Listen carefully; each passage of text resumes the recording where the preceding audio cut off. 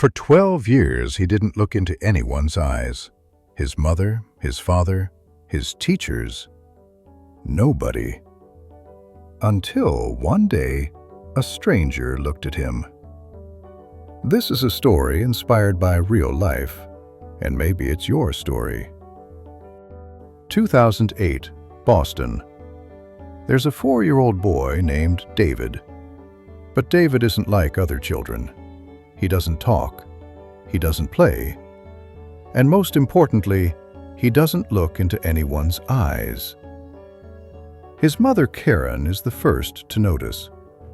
When David is 2 years old, when she smiles at him, David looks away. When she calls his name, he doesn't turn. He's not interested in toys. Karen takes him to doctors, test after test. Finally, a diagnosis: autism spectrum disorder, severe level. The doctors are very clear. David may never speak. He may never live a normal life. Be prepared. Karen cries.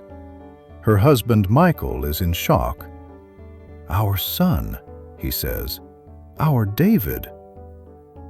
But David doesn't hear, lost in his own world, in his own silence. Temple Grandin, the world's most famous name on autism. She herself is autistic. She says, autistic children don't live in a different world. They see the same world differently.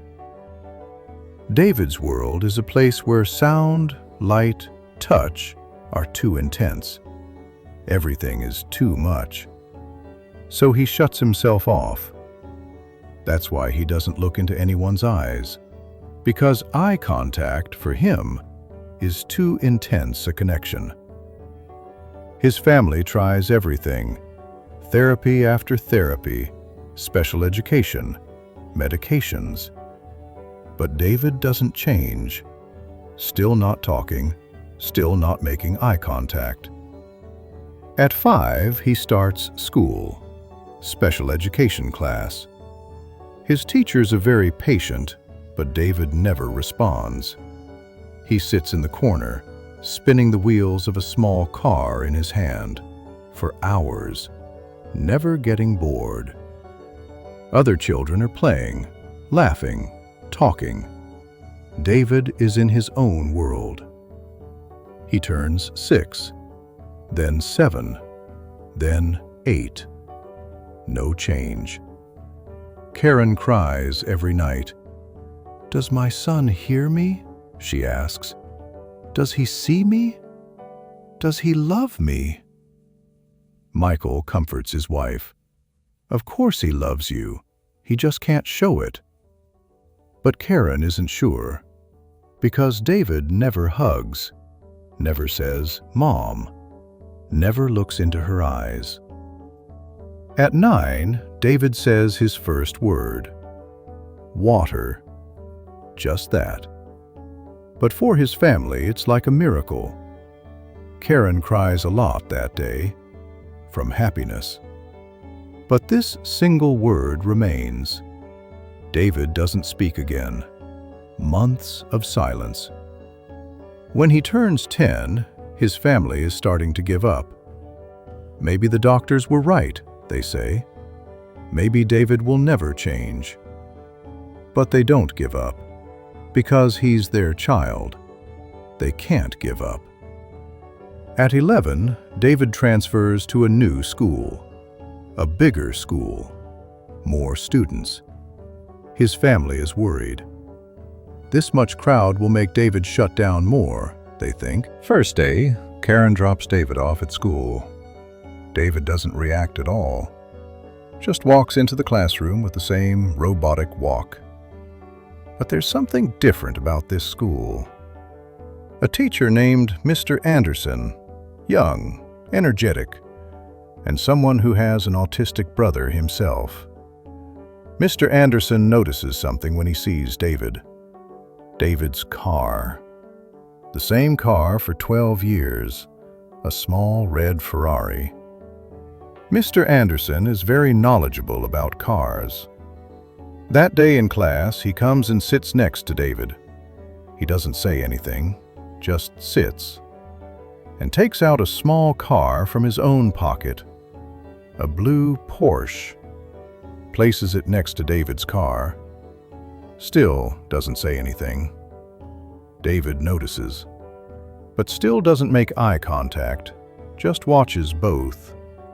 Red car, blue car.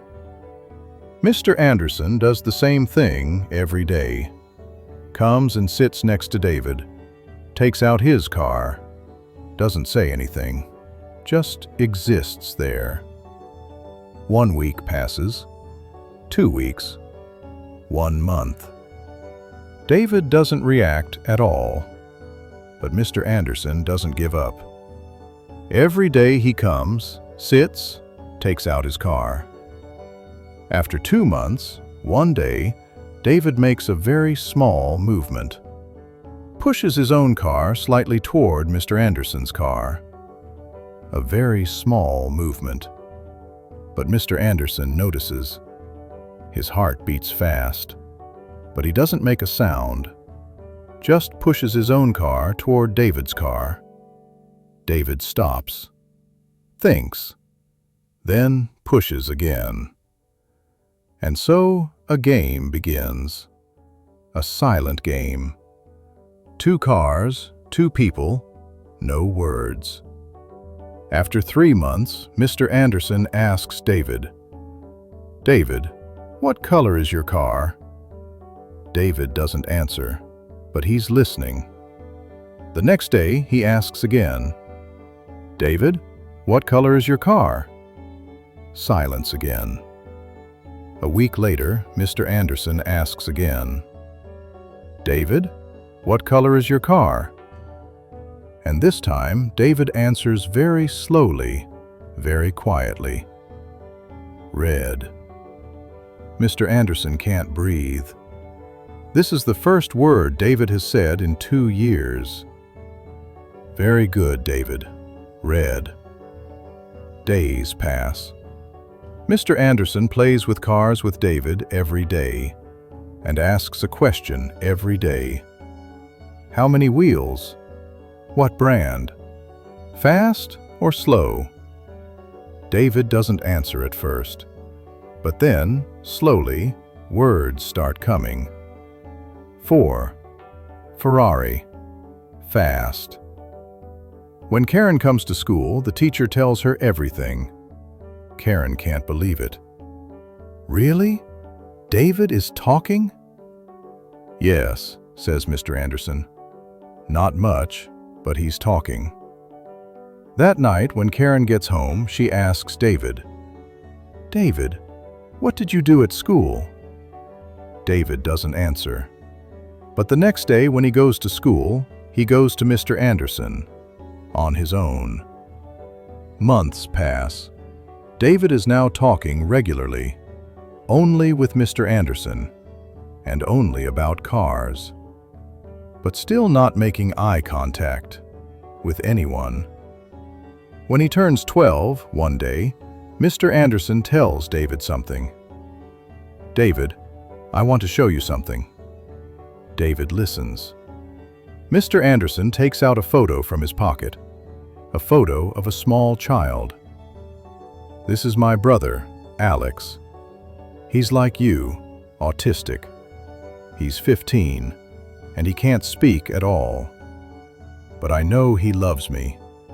Even if he doesn't look into my eyes, even if he doesn't speak, I know." David looks at the photo. For the first time, he pays this much attention to someone's photo. "David," says Mr. Anderson, "you're a very strong boy, and I understand you." And in that moment, a very brief moment, David lifts his head, and for the first time in 12 years, he looks into someone's eyes, into Mr. Anderson's eyes. Just 2 seconds. But 2 seconds is enough. Mr. Anderson's eyes fill with tears. "Hello, David," he says. "I see you." David immediately looks away. But it happened. The first eye contact was made. From that day on, everything slowly starts to change. David sometimes looks into his mother's eyes. Very briefly, but he looks. Sometimes he asks Mr. Anderson questions. "Where is your brother? Does he play with cars too?" At 13, David can now form sentences. Still autistic, still different, but now trying to be part of the world. At 14, he tells his family, "I love you," for the first time. Karen cries until morning that night, from happiness. David is 22 years old today, still on the autism spectrum, but he talks. He makes eye contact. He goes to college. He has friends. 2, but that's enough. And most importantly, he's no longer alone. Mr. Anderson is still part of his life, and still his best friend. Someone asks Karen one day, "How are you so patient?" Karen answers, "Because he's my son, and I love him in every way, whether he talks or not, whether he looks into my eyes or not."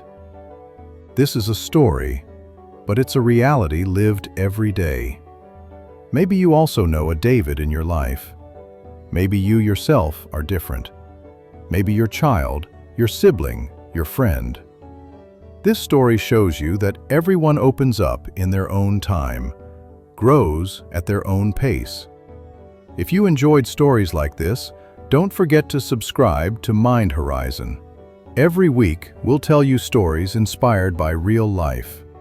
Remember, being different is not being wrong.